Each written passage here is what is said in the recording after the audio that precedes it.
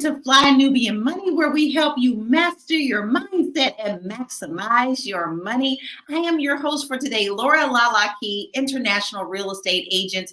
And in today's episode, we are talking about the Derrico family divorce. So check this out. Karen Deon is divorcing Deon Derrico after 19 years of marriage. They have 14 kids, y'all. 13 of whom are minors. And they say that because one is 18 and he's still in high school, so he's still considered a minor because he's not quite graduated yet. But Deon has been ordered to pay the by the courts to pay $90 a month in child support per child. I didn't have to cough at that. That's absolutely crazy. You can't even buy a pair of shoes for that. So while Karen, his wife, is responsible for the health insurance of each child, Deon's financial habits, including six foreclosures and 5 bankruptcies, have been a significant strain on their marriage. And some say Karen should have stayed for the sake of their 14 kids. But does she really have to stay in a situation if someone is ruining their financial life? And so I am actually joined by 2 of my beautiful queens, Constance Carter, our wealth activist, and Tiara Williams, actress and former reality show producer. Hi, ladies. How are you today? We are going to dive into this. But before we get into this crazy conversation, I want you guys to kind of sit back because we are going to watch a little bit of video that we haven't even seen. The queens haven't even seen. So we want to get your raw reaction, our raw reaction. And if you are just watching, just tuning in, make sure you put your comments in because we want to have this conversation with you.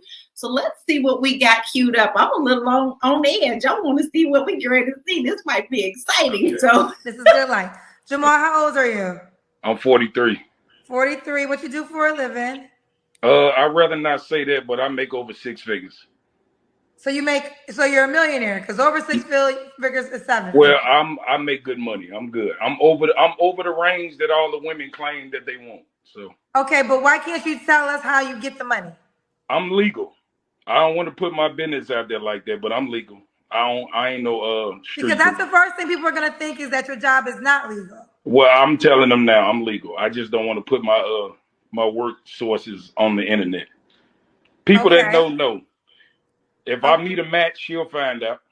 Okay, but you make high 6 figures or mid 6 figures? I'm around 250 range, something like that. Okay.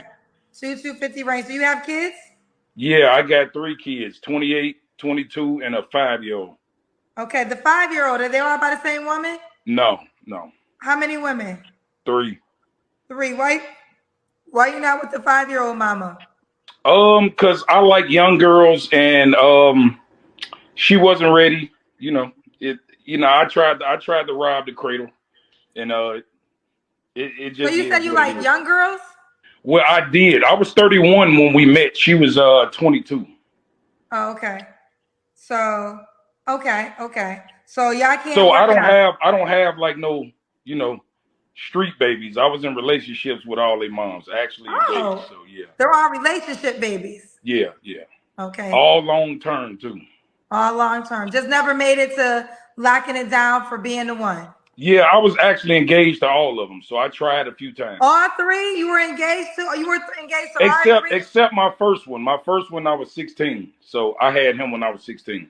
What kind of woman are you looking for? Pretty much, to first start off with, I like a soft-spoken woman. I don't like ghetto women. I don't like manly women. I don't like women that try to put themselves in men positions. I like a soft-spoken woman that's sweet, caring, loving, understanding, that's teachable, and leadable. Because I have a podcast too, and I see all these women, they say they want a God-fearing man and a Christian man and all that, but none of them are Christian women. They just say it with the title. They don't act like it. So a Christian woman knows how to listen, obey, and understand her man. They don't do that. That's their biggest flaw. They always want to, and I think it's because of the fact that they make their own money. They feel like they don't have to listen to nobody. And I think that's the reason why a lot of women are single, because like a man for myself, like, you know, the men that they ask for, the men that will pay bills, that will do all these things that they like, is not going to put up with, you know, tolerate the behavior that they think is okay. So for me, I just like a soft-spoken woman, you know, understanding, able to be, you know, teachable, nurturing, loving, good principles, a woman who's responsible, reliable, and just a woman that know how to speak life into me. You know, I don't require much, so it's really not hard to please me. I just want a woman because how I am, I'm an alpha male, but I'm soft with my woman.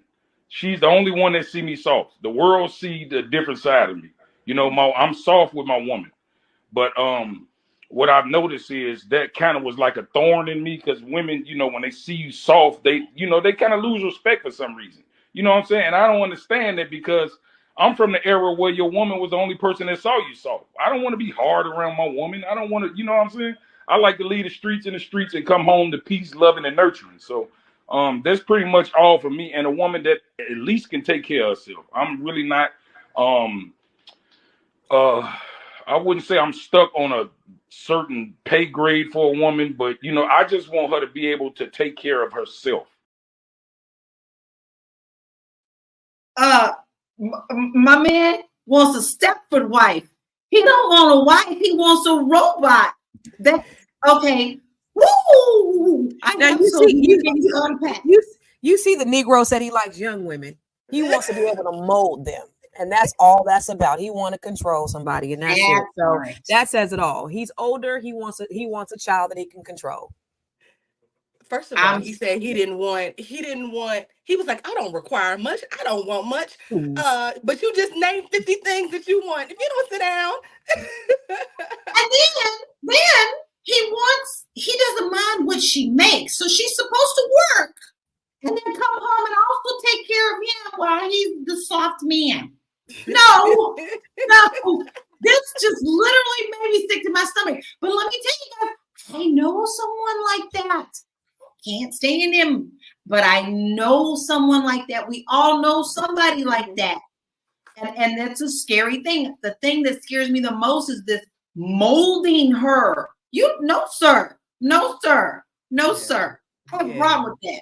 Okay, Tiara. It's a sassy man apocalypse going on around here. He is in the sassy man tribe, and only a certain type of woman will tolerate that BS, because it's ridiculous. I mean, you know, a grown ass woman ain't gonna even deal with that and all of his foolishness. Yes, I noticed those are the type of men that go on Kendra G, though. Those are the men that, you know, they get on there, and it's a reflection, I think, of the confusion that's in the culture right now with men thinking.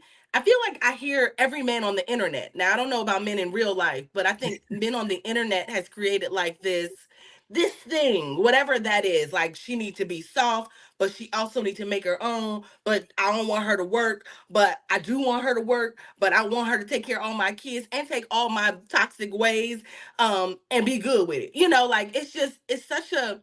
I think it's so interesting. The internet is so interesting at this point when it comes to dating, especially Black men and Black women. This is podcast BS. You know, you give anybody a mic and then they start coming up with the most outlandish shit. And I blame Kevin Samuels for starting this BS. And then everybody else taking the reins on. And then it's just like, who could say the most outrageous stuff? Like, Correct. Who can say, you know, and then somebody say something, and then it just gets more and more inappropriate and silly. And that's what podcasts have come down to, because it's all about the likes and the views. Right. Really. Oh, exactly. The more outrageous you can be, the better. The things that get the views aren't what real people typically live with Correct. Every day. We hear Correct. The wildest and the craziest stuff, and that's what gets the views. Yeah. But okay, I see. Cece, are you married? Me, no, not currently. But I was married 132 years. Married for a very long time. And I have 4 amazing children as a result. But yes, no. Well, so I'm the married one on the panel. So I can say this. I'm telling y'all, if something ever happened to my wonderful husband, because I have a wonderful husband, I'll just be that crazy dog lady on the end of the corner. I'm not going back into this dating pool. I cannot handle this mess. I don't like it. I advise my nieces. I mean, they always come to the auntie to talk about, and these are the men that I tell them to stay away from. But this wraps right back into like perception, what gets the views, and what causes people to want to come in and watch the drama, which brings us back to today's toxic thing. We're talking about the Derricos. Now, ex-husband has a lot of drama. Guys, it says that he lied about their finances. Now, how can you be in a marriage and lie about your finances? But not only did he just say what we said, okay, it's not like he didn't have the grocery money. No, my man has been through 6 foreclosures and 5 bankruptcies, and they have 14 daggone children. So I don't know how $90 is supposed to pay for each one, but that's not enough to even feed one child for a couple of days. So Terry, let me ask you this, because I have a little bit of background in this part too, but I find it really interesting. They're famous because they're on a reality show. Mm-hmm. And so in these reality shows, I always tell people that they keep saying, what, life unscripted? No, it's not life unscripted. It's all scripted. What is your experience for these types of shows and pushing the wrong type of story or agenda? Well, I think it's all about the story, right? I think as a producer, what we would do is I worked on shows like Big Brother, which tend to be like a live show, right? Where you're literally watching things happen in the moment. But for reality shows like this, where they have to shoot a certain amount of content for a certain amount of time, they kind of have to you have to produce things and create scenarios and put people in situations that they would normally be in. You have to kind of force the story and then go back and kind of create it and pull it together. And if you don't have enough story, then you go back and you shoot again and you say, like, we need some more stuff. So you go back, or you create things that might not be there. It might be like, if Constance and I are on a show together and I look at her a certain way, and later on I say something to her that's a beef, and then another time her and I are standing close to each other but we're not talking. We can put that together to make it seem like there's a whole, like, we don't like each other, we ain't never liked each other. That's kind of the nature of this beast. So I think in this situation with the family, who knows what was scripted. What I do know is, obviously they made a certain amount of money being on the show. They obviously needed that money to actually live, right? It wasn't like they were rich and just on a show showcasing, like, this is the way we live. We have 14 kids. I don't know if Karen didn't know that. Like, I don't know if Karen didn't know that her husband wasn't the businessman that he portrayed. But yeah, so you have this situation where it's like, yeah, there's this great businessman. He has all these real estate ventures. He's buying all this property. He's flipping property. He's doing these things. Let's follow that. And then her at home having all these kids. But that wasn't what it was. But that's what it was. But that wasn't what that wasn't what it was. Right. Now, Constance, you have a little bit of you have real estate experience. So from this standpoint, how could she have not known about these financial things when if she is a homebody, you got to get letters of foreclosure. You don't just get foreclosed on over 24 hours period. It takes a lot of time. So how do you think she overlooked this? It sounded like he was a smooth talker. She probably could have had all the notifications that came on the door, posted and everything else. But he probably was like, baby, I got it. Don't even worry about it. I'm taking care. Obviously, this man's a smooth talker because he talked his way out of some child support too. So, I mean, obviously, with being in real estate, he probably was able to put some things in his corporation, and he was probably able to purchase some things as an individual. There's all kind of savvy ways that you could do things. He could have had things go into another address. You have your mailing address and you have the actual address. Well, of course, if it's a foreclosure, they'd have to post the information on the door. So she probably did find out. But I do believe that, he probably was just a slick talking Negro.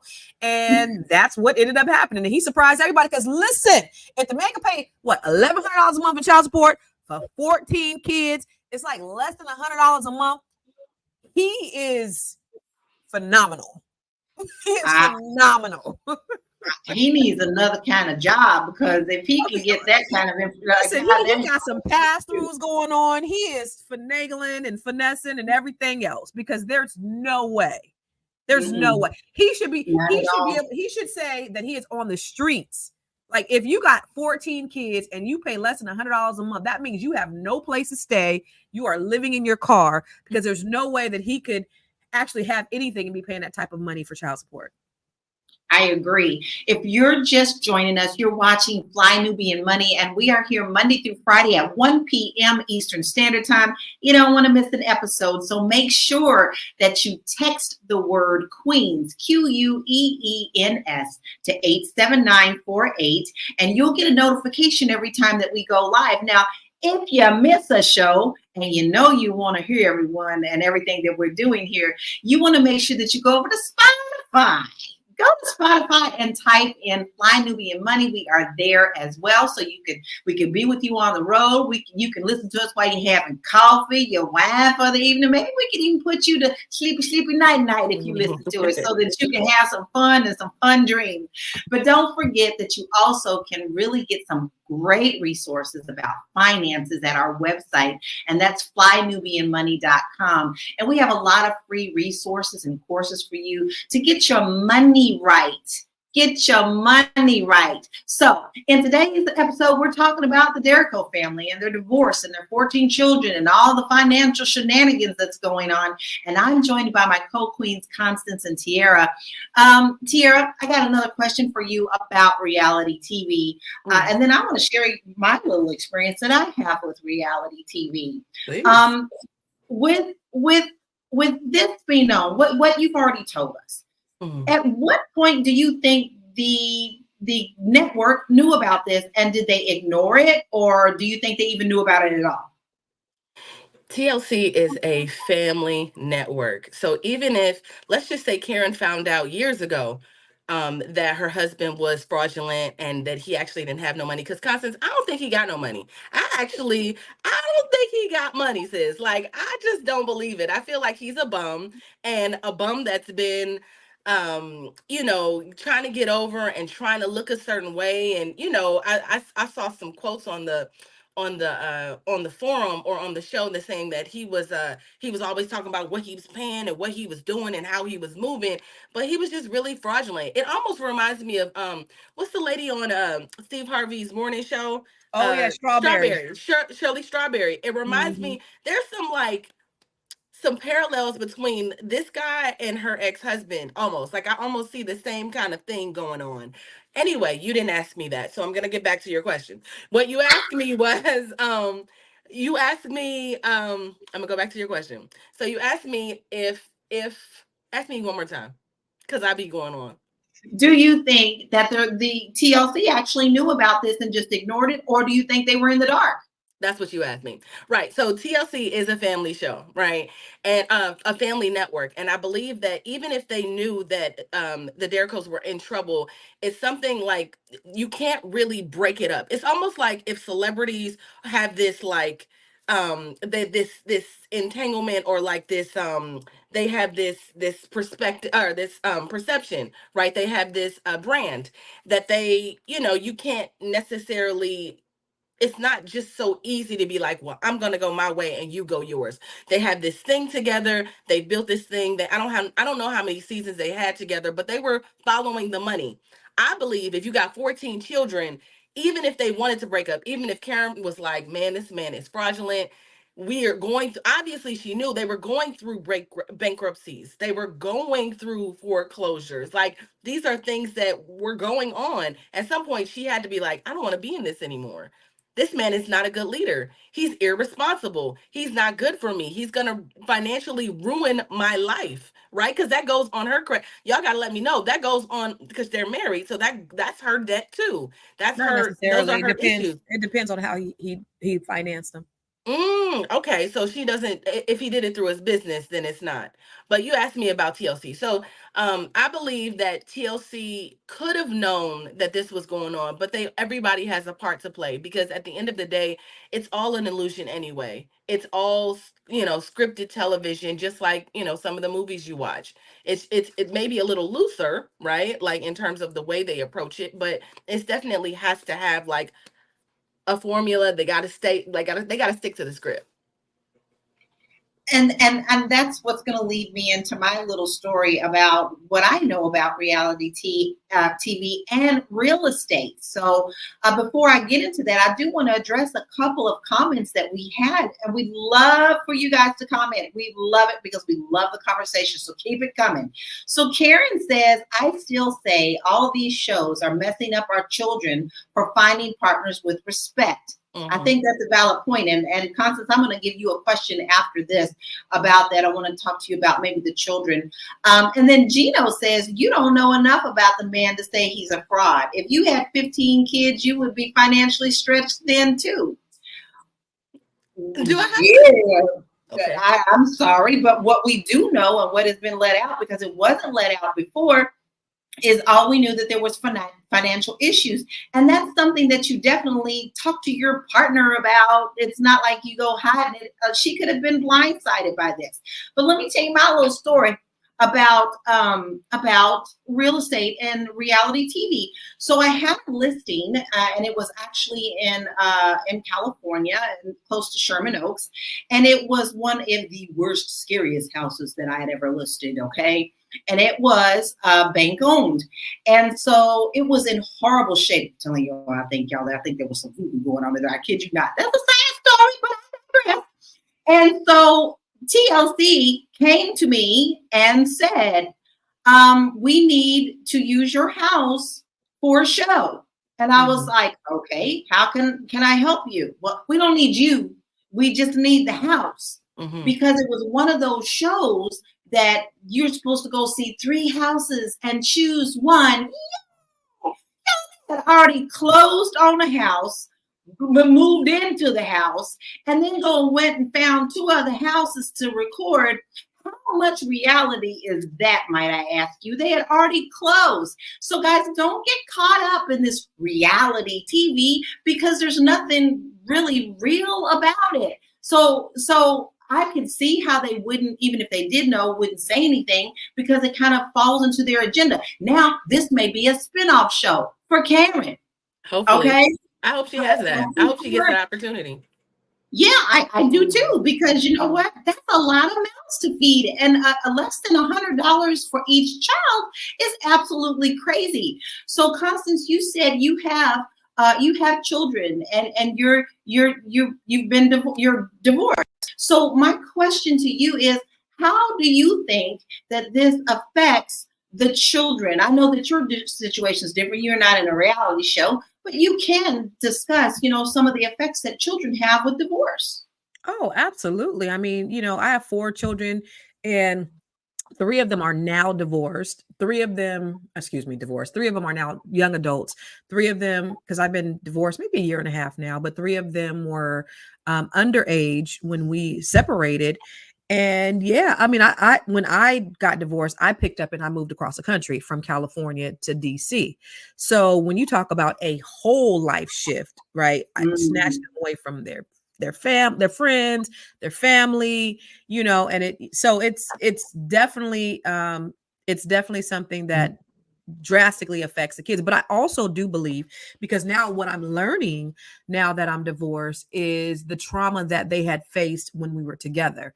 And, I thought about this particular show, and I'm thinking, damn, it had to be pretty darn bad if this lady is willing to say, I will take me and my 14 kids and we getting the hell up out of here, because I just cannot take this toxicity anymore. It has to be pretty darn bad, because I know for me, I thugged it out a lot longer than I probably should have.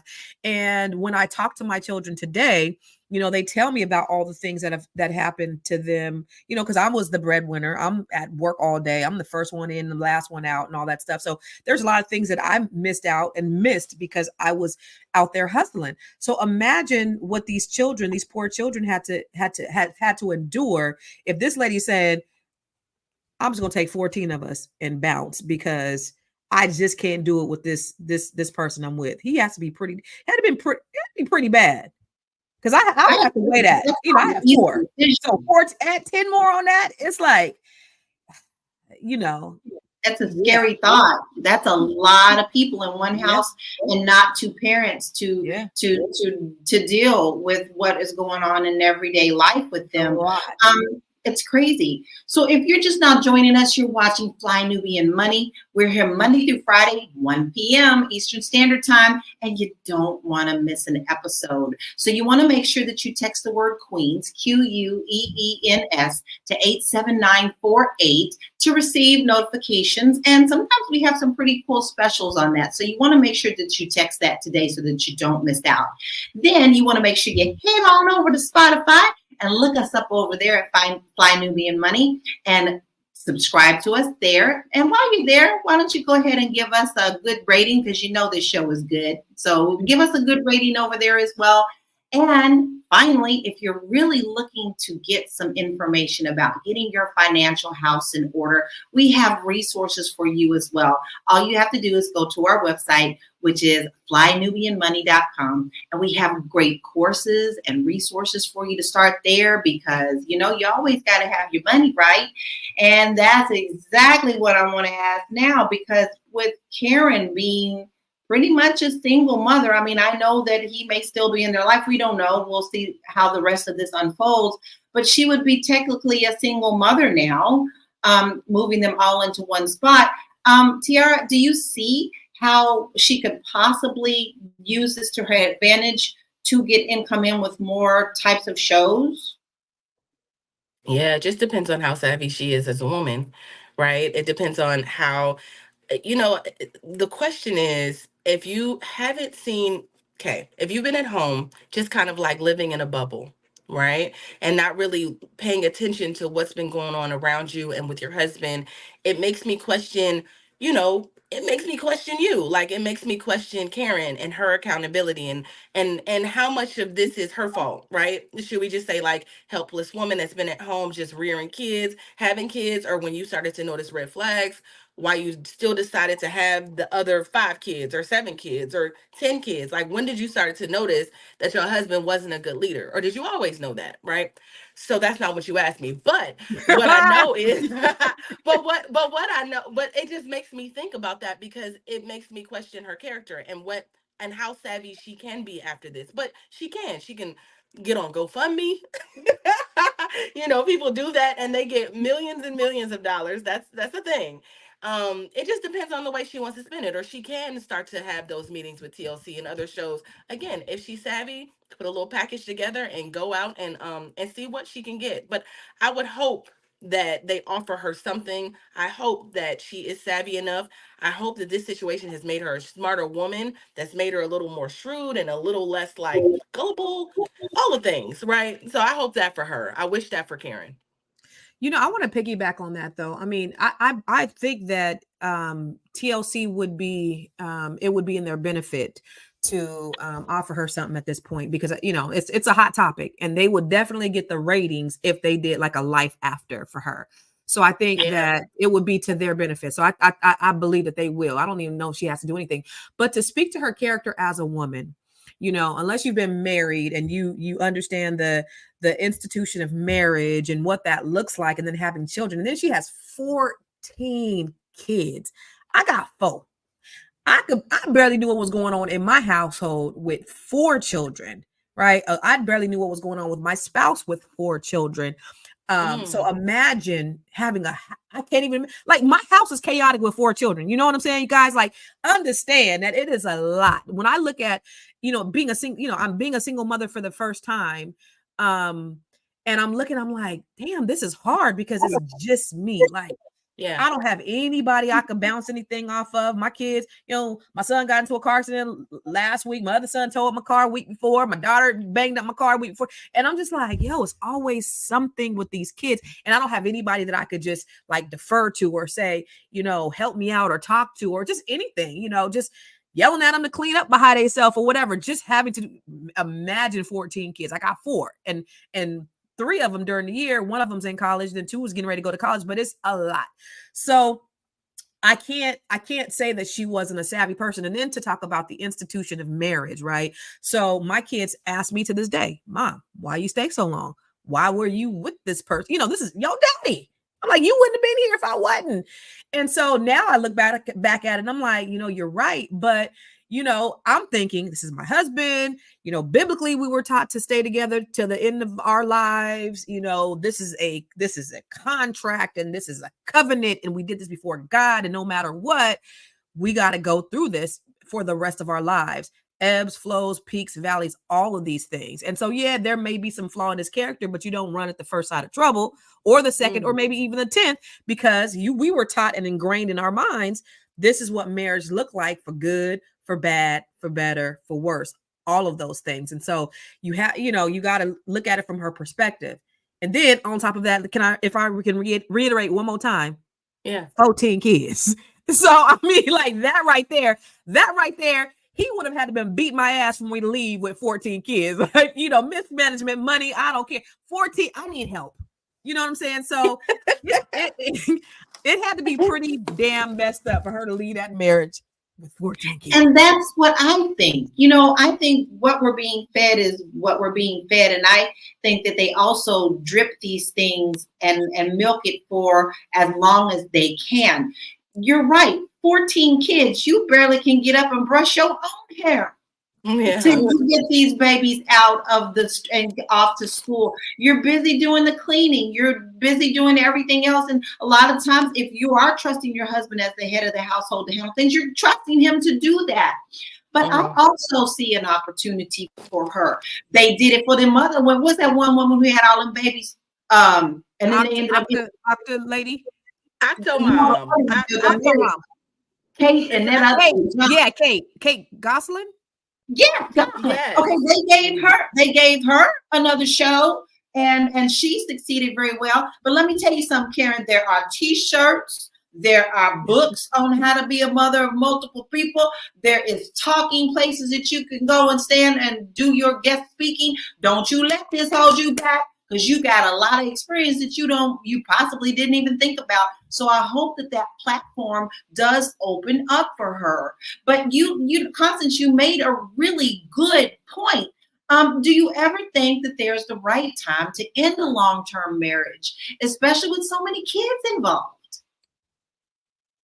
Yeah, that's tough because, people have endured a lot for the sake of the kids. Now, do I think for the sake of the kids is the reason to stay? Absolutely not. Because again, like for me, I didn't know during the times that we were together, certain things that were going on until now they got good and grown. Now they're sharing with me and them telling me, I wish you would have done X, Y, and Z. So I don't think you ever should stay together for the sake of the kids ever. But damn, 14 kids, then you got to weigh that, right? Because you're like, oh no, because that's it's not normal. It's different. It's like, well, I think I might be able to do it with 3 or 4. 14. He had to be a tyrant. He had to be going in there raising hell every day, just kicking stuff and punching like 14. Because that's the only way I can see I can escape this. You know what though? I'm gonna say this. My grandmother had 12. And I feel like our grandmothers had 14 and 12. My dad's mother had 18 children, right? I'm not saying that you can't really do that now, but we all made it. Like, my grandmother's children made it. Everybody made it. And my grandfather did not stay. He's actually my great grandfather. He didn't stay, right? They broke up and he left and went and started a family somewhere else. But he left my grandma with 12 children. There was a lot of people. So everybody took care of each other. So the kids, at some point, that 18-year-old gonna have to help. Oh, the 18-year-old is already, what is that, a boy or girl? I think it's a boy. boy. It's a boy. Okay. 18-year-old is already daddy. Yeah. My oldest daughter claims she's a second mama. I raised these boy, girl, you ain't did nothing. 14 kids, yeah, you might be the second mama. Yeah. Now we have a really good comment from Chica Go Chick. I like that, Chica Go Chick. I can't see how Karen didn't know. Maybe she didn't. If she wants to take herself and 14 kids, where can she go? With whom? I love that family, but she's not Kate +8 type of woman. What does that mean? What does that mean? Why wouldn't she be a Kate +8 type woman in reality shows? Well, I can only say that maybe she's saying that because she's not white. I'm not sure. I'm not sure what she's saying, but I think in this climate, in this time, if they already have had like a show on television, they're already a recognizable brand. So, people will know Karen's story. They don't have to do too much on this end to brand her and reintroduce the public to her. They know who she is. So I think that it would be. I don't know if this young lady is saying that she's not smart enough or she's not savvy enough. I have not watched the show. I have not watched reality television since I left as a producer, because I feel like it was something that we haven't talked about. I feel like reality TV, and I was a reality producer from 2008 to 2018, and like I said, I worked on some of the shows, some of the bigger shows, and I just feel like it has taught the public there's been residual effects for our community for reality TV, and this is why I've left. Right, I think that we lacked conflict resolution skills. There's certain things that I feel like that whole like mind numbing, watching people fight and over trivial things, and some of the things that we've seen are people trying to act out just to be famous, just to sell merchandise, just to be online and to be able to be and to make yourself a brand, right? Let me tell you, you go to a red carpet event, and between the reality stars and actually like Angela Bassett and some of the other real stars, you don't know the difference, because the reality stars, you'd be like, you don't know who I am. I was on, whatever foolishness they were on. And so I had to leave it for that reason. I feel like it's taught our girls toxicity in the wrong ways, and I felt like I was contributing to that message and contributing to that, and I just didn't want to be part of that. That's good. Can I ask Tiara something? Why is it only pushed in on the black shows and not on the white shows? It's so funny because white people get to do all the things. They get to run an Amazing Race. They get to play games on Big Brother. And not that black people don't get to play games on Big Brother. I worked on Big Brother for a really long time.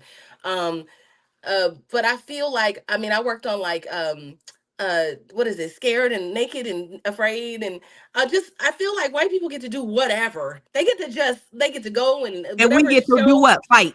And we get to fight, and we get to, and no shade to Mona Scott. I shared space with her for a little bit, and I really I wanted to ask her, like, how do you feel about the franchise? This is a stupid question that you've created, because I saw so many flaws in it.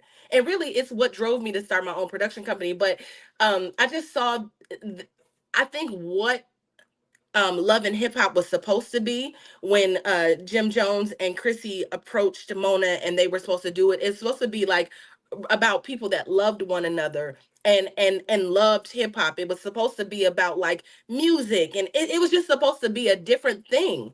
And then it became something else where you saw these in my opinion, these young women with low self-esteem chasing rappers, and rappers being toxic. And over the years it's evolved into something completely different. But I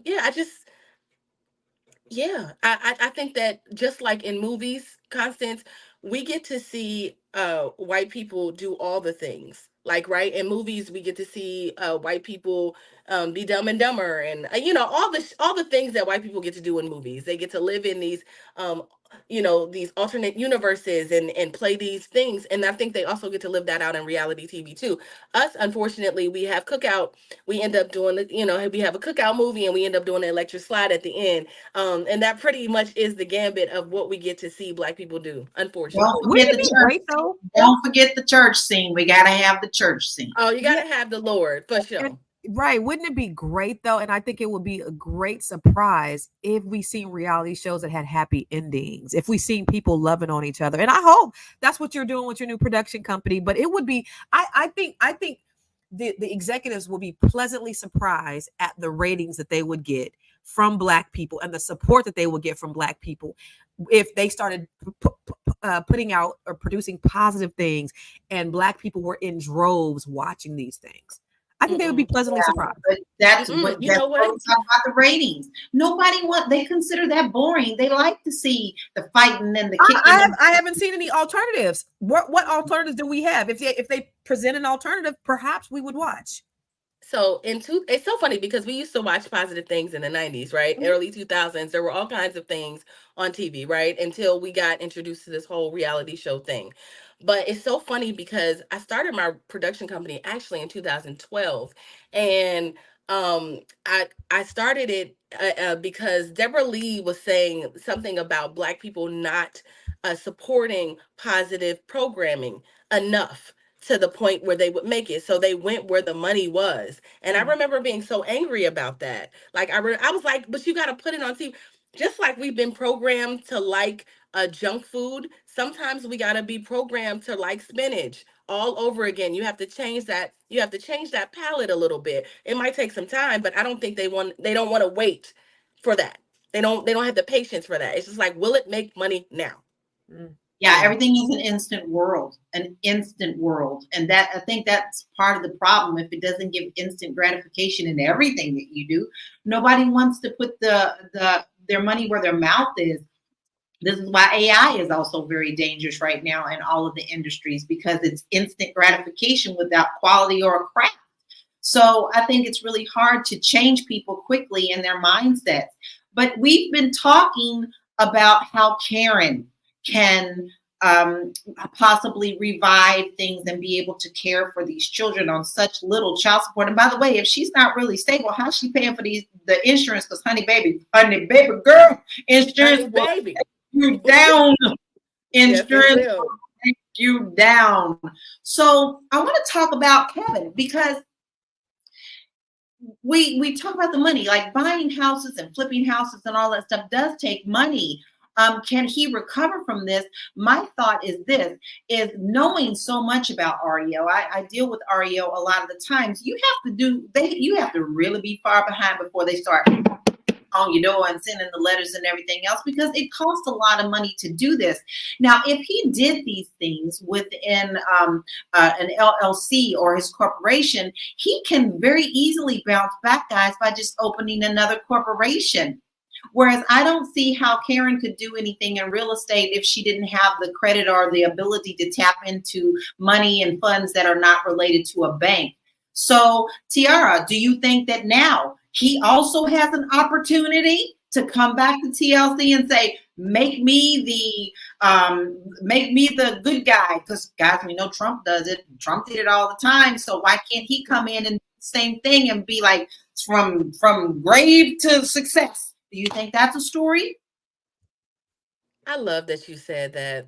See, yeah, giving him some grace, because I wasn't gonna give it to him. I feel like, I don't know if his lead, and I don't know him. I know somebody in the comments was like, y'all don't even know him to be talking about him like that. But what we know is there's a paper trail, right? There's a paper trail that says that he has five bankruptcies and 6 foreclosures. And for the real estate queens, y'all gotta explain to me what that means and what that means for his life, right? Like, can he bounce back with just like a different LLC or by starting another corporation? I don't know if TLC will touch it, because it is a family show, and because there is a bit of there's negativity attached to this, right? Like, from what I see, he's been fraudulent. He hasn't been doing what he's supposed to be. He hasn't been doing the right things with his money. It says to me that So he's my not a question is, businessman. who's going to touch him with the finances, And let me correct myself, guys. I got all worried about Karen, but I think I called him out of his name by calling him Kevin. His name is Deon. Sorry, y'all, I get the wrong name. Yeah, I was like, okay, I got all into this. So I see And Constance, you know about real estate. Do you feel like he may be able to tap into some funds? Because a lot of the times when people are saying, fix and flip, you don't use your own money. You use other people's money. Do you think anybody would be willing to touch him to move on? Of course. I mean, I filed bankruptcy in 2009. In 2010, I opened up my real estate company, which went on to become the largest Black-owned real estate firm in California. So yeah, you can bounce back. Like, money thing is easy. That's not a hard thing to do. If you know how to make money, you lose it all, you know how to make it back. Like if you've made it, if you got it out the mud in the first place. So sure. But in terms of reality, I don't think they're gonna give his black ass another opportunity. By the way, is his hair blonde or white? That's blonde, huh? It's blonde. He's going through a midlife crisis. He's Okay. 53, by the way, and she's 40. He's what? She's 40. She's 50. He's 52. She's 43. Oh, wow. Yeah, it's horrific. But yeah, no, I mean, I don't think they're going to give him another opportunity on a reality show. They would be stupid if they did. And they may do it just for that reason. But all the bad press that he's getting, I don't think they're going to give him a chance. But people, I think they like a redemption story. So they might give her something. But in terms of the money thing, anybody can bounce back from anything if he's smart enough. That's the question. He's proven smart enough. I have it right. I have a question. So, okay. So in terms of foreclosures and both, like that's a double thing, right? You said one bankruptcy. What if you have 5 bankruptcies and 6 foreclosures? Does that matter? It doesn't matter. No. But I don't understand how he's had so many bankruptcies when you can only do so many within 10 years. So how did he have amount of time? I think it's Vegas, isn't it? Is it vacant? He could have possibly had more foreclosures in different states. Is it more? Is it different businesses? What if it's different? If it's under a different. And if it's a business, that's easy. You open up a business, you file Chapter 11 on that one, and you start over. I mean, that's the Trump way. So that's easy. Yeah, that's the Trump way. Woo, Lord help me, Jesus! That just means he's a savvy business investor, according to the Republicans and Donald Trump. Exactly. If you're just joining us, you're watching Fly Nubian Money. We are here Monday through Friday at 1 p.m. Eastern Standard Time. You don't want to miss an episode, so make sure that you text the word Queens, QUEENS, to 87948. And we sometimes have goodies, so you want to make sure that you get in on that. And don't forget that we are now on Spotify. So all you have to do is go on over there and type in Fly Nubian Money, and you will find us there. Take us wherever you go. Like, did I miss a shot? Do it on Spotify. Easy to do. But if you want to get your financial house in order and you really don't even know where to start, you can join us on our website at flynubianmoney.com, where we have free financial resources, courses, and more. And we do like to talk about pop culture and how it also affects money. This is very much a money conversation because you're talking about bankruptcy, which most people don't understand that you can bounce back from. Thank you, Constance, for reminding people of that. And we're also talking about foreclosures, which doesn't mean that if you've had a foreclosure or 2 or 3 or 6, that you couldn't start over again. I've had clients, guys, that have lost homes twice and were able to buy a 3rd home. And I've had clients that had 2 bankruptcies and were able to buy another home. So, Constance, have you seen this a lot in your business where people can get their financial houses in order and still be able to own their own roof over their head? Absolutely. I mean, I do trainings all the time with people who have had bankruptcy because people have to decide. Bankruptcy is a really serious thing. And when I filed bankruptcy, I was like, this was the hardest thing I'd ever had to do. That was a lie. That was the easiest thing I ever did. It was probably the best thing I've ever done financially, right? Because I was in a financial quandary. I had overextended myself. I had more month than money. I had these properties that were upside down because it was the middle of, 2008, 2009, the foreclosure crisis. And so when I went into bankruptcy court, it was like gloomy. The sky was gray. And I went in there and I was scared. And when I came out, Lord, it was like the sky was blue, the birds was chirping, and the sun was out, and it was beautiful. But if you're in a financial quandary and you have to make that decision, it might be something that you should do, because for me, I had to look at it like this.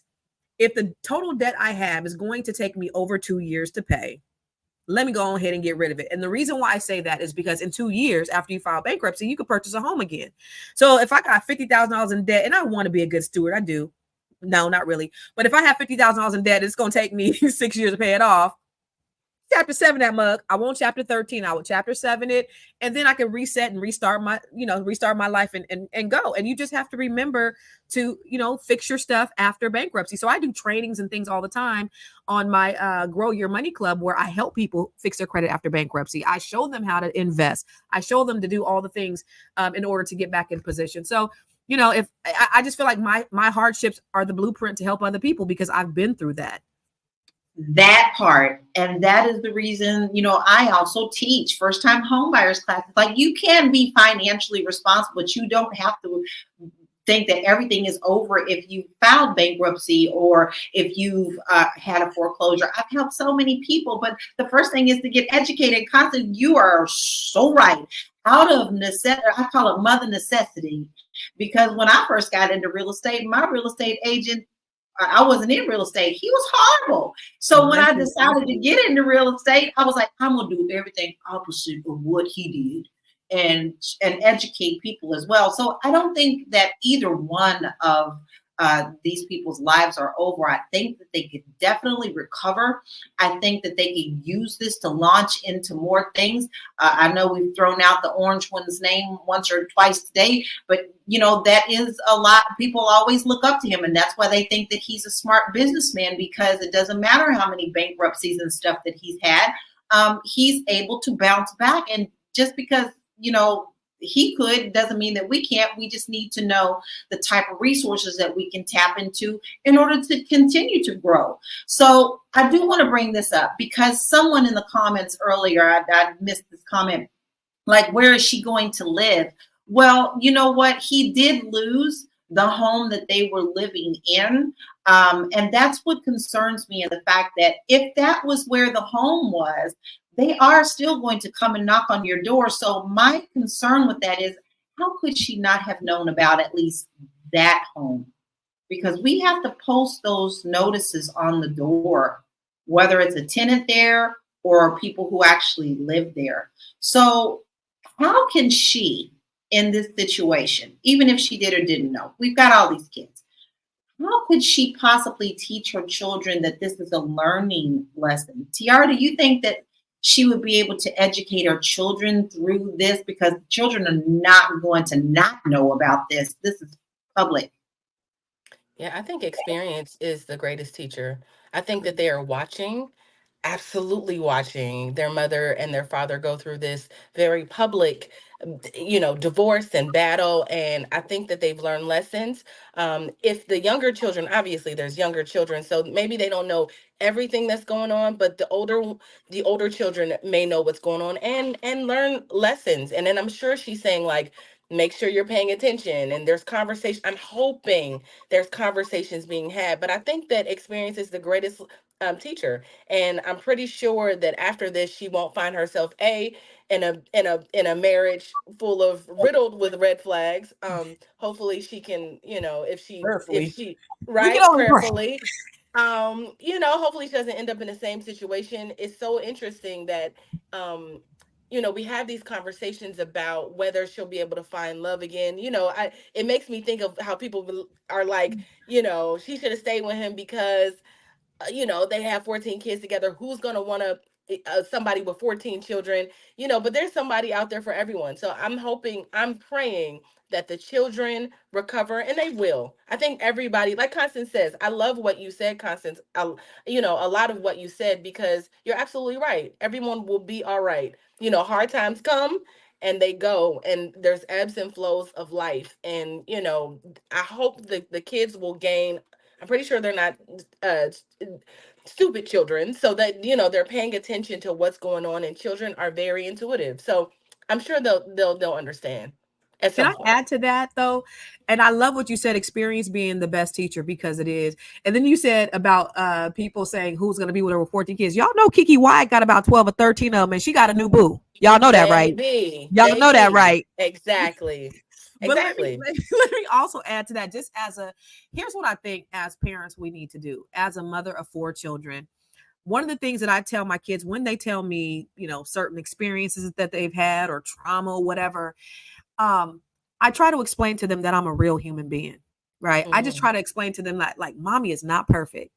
You know, I lived my life trying to create experiences for my children, trying to do things that I never got to do. Like when I was growing up, we never rode in the car as a family. So I made sure we were always riding in the car as a family. We never ate dinner at the dinner table. So I made sure we always ate dinner. Well, not always, but we ate dinner at the dinner table. Significant moments. We never went on vacation in my family. So we always went on vacation as a family. Right. But there were the other things that I missed. I was trying to create these other experiences that I didn't have, recreate them for my kids that I missed out on certain other things. And so the things that I tell my kids now is that mommy messed up in some ways. I didn't have all the answers. I'm a real human being. And yeah, I missed the mark in some areas. And, you know, I try to create, you know, but here's what I did do. I did the very, very best I could. Fell short in some areas. I messed up. I wasn't always available. I was working my ass off to create these experiences for you guys, but I am human. And when you get up and you become adults, you just try to do better. And so I think as parents, you know, with her, that's the lesson that I would hopefully she takes from this is just saying, I am human. And I may not have made all the right choices and right decisions, and I might not have done all the right things. However, I've done the very best thing that I could. And that's all I got to give you kids. And, you know, they appreciate that. My kids appreciate that shit. They just be like, my mom is dope. Yeah. And mom is not perfect, far from it, but they think I'm pretty dope just because I'm real with them in that way. You know, I think that's really great. I'm sorry. Can I also add to, I just want, and I'm gonna shut up. I love that. I love what you just said. But then also when your kids get your age, when your kids get into the workforce, when they get kids, they'll be able to be like, you know what? Right. Actually, my mom did a pretty good damn job. Like, yeah. You know, because kids get that perspective from time and experience. And I love that. Go ahead. I'm sorry, Lala. Amen. No, I was just going to say that is so wonderful. My child is 37, so he's grown, right? But he really went through a tough period of his life struggling with addiction. And it's okay for me to say that because he allows me to share his story. And at that time, I had to be the best mother that I could be. And that's when I had to rely on, this is the skills that I taught you. This was the best that I knew that I could do. But at some certain point, you have to learn to flap your wings and get strong enough to decide that you want to take over in your life. My son and I are very close. And I'm very happy to say just the last couple of weeks, he literally called me and said, Mom, I am so glad that you taught me this, and this, because most of the people my age don't know this.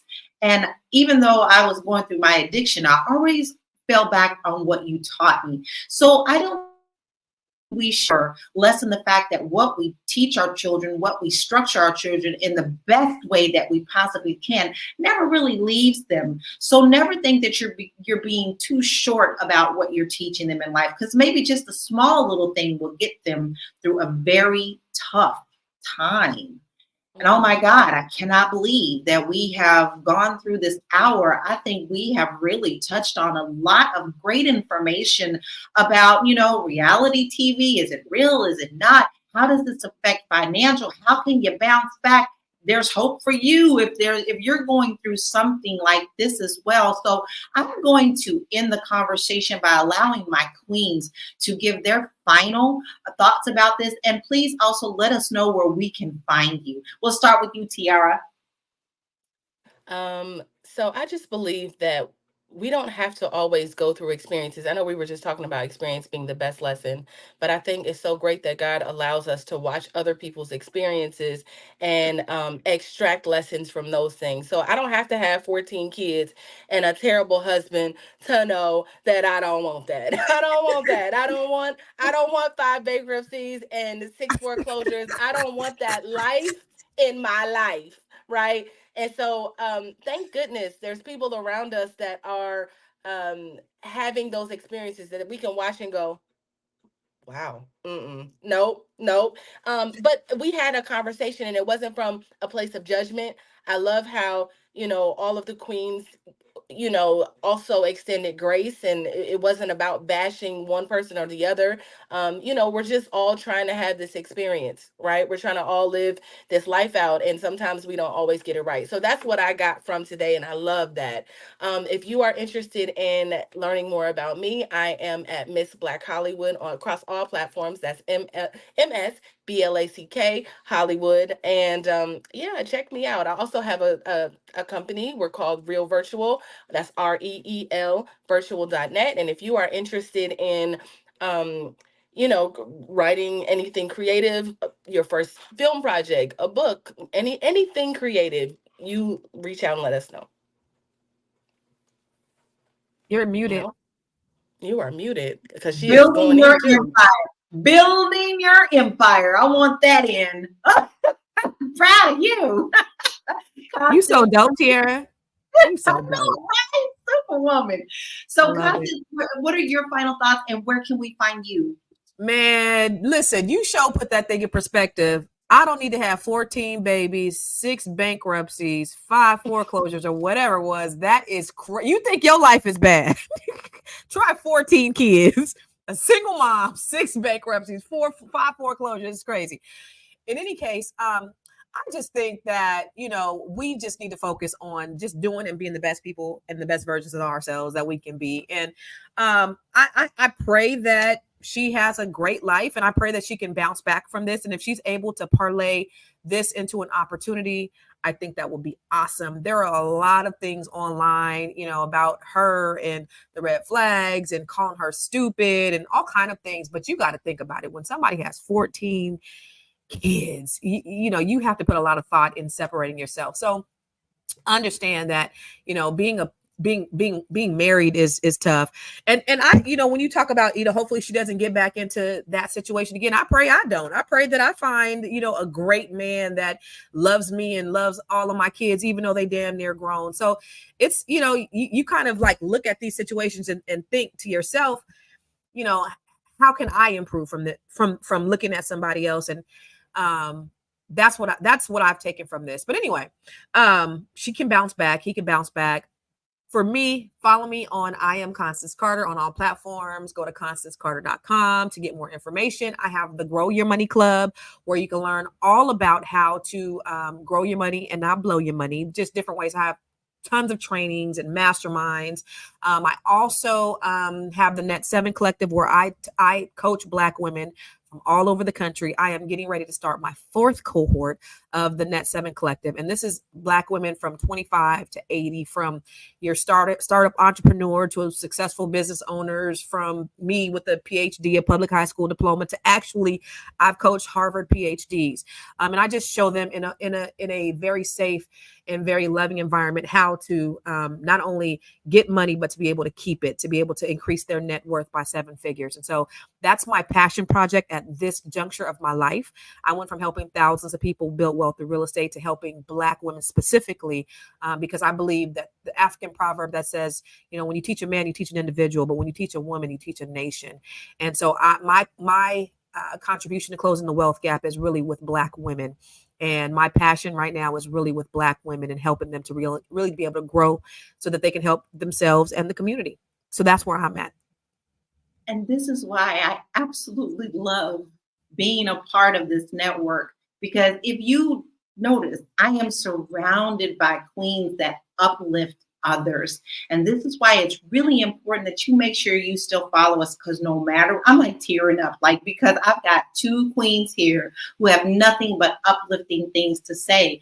And my message to you is, don't get so wrapped up in somebody else's life journey that you can't take care of your own. It's fun to look at other people and have your personal opinion about their lives. But are you looking at the skeletons in your closet? Are you cleaning out those cobwebs in your closet? Are you making sure that you're financially stable? Are you taking care of your body, mind, and spirit? Because all we got is this one life, and we want to make it the best life journey that we have. And you can find me, I made it real simple. Just go to bit.ly/Laura Key Info, and you'll find me on all of my platforms.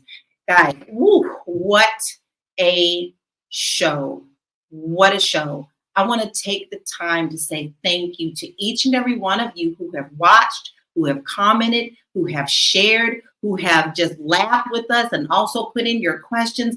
This is really important to us. So we hope that it's just important to you that you never miss a show. We are here Monday through Friday at 1 p.m. Always catch us here, or you also can find us on Spotify. But if you don't want to miss an episode, all you have to do is text the word Queens, QUEENS, to 87948. And if you find yourself in a situation where you really need to get your financial house in order, you can come to our website, flynubianmoney.com, where we have free courses, free resources, and you can start really seeing and put things down on how you can also become financially successful as well. Once again, we thank you for being here. Make sure that you come and join us tomorrow because we're going to be here 1 p.m. Eastern Standard Time. Queens, thank you for joining me today, and thank you for being my co-queens. We'll see you tomorrow, guys. Have a good day. Bye.